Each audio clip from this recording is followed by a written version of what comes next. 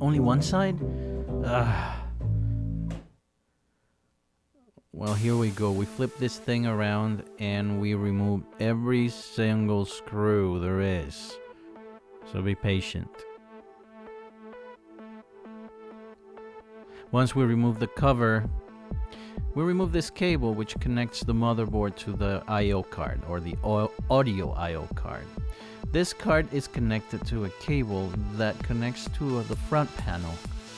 You will see it right here, and this is the cable that I want to clean. Of course, I can't remove it without removing every single component of the synthesizer. So here we go. We remove the harness, and very carefully we remove the motherboard, the disk drive, then the key bed, being very careful with the aftertouch sensor, the joystick, and then this bar that holds the whole thing together, only to reveal this part that I need to remove. So I removed it, I cleaned it, and now it's putting it back together time.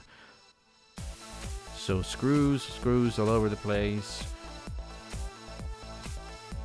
We're gonna add the bar again. Then we put the power supply, secure the bar, put the joystick back in. The key bed, being very careful with that aftertouch sensor. Very carefully we place the key bed and the screws. Then the cables, all those cables, they should fall exactly where they should be, but I accept that I should have labeled them before taking them apart. But hey, well, that's the main. And then we keep going with the harness, and again, it's very important to label these things, because if you plug anything backwards, then you can damage your equipment. Here I'm being very careful, but yeah, don't risk it. Secure the cables with some screws, and everything falls back in place.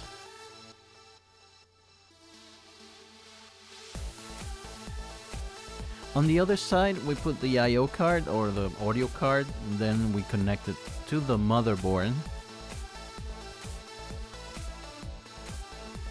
And then we connect the screens.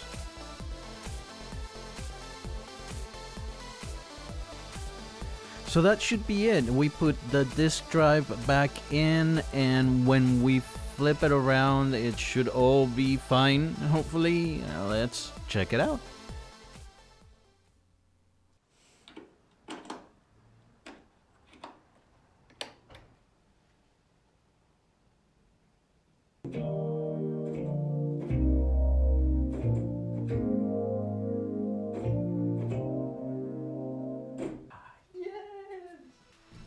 If you like this content, please like and subscribe and tick the little bell. There's much content to come.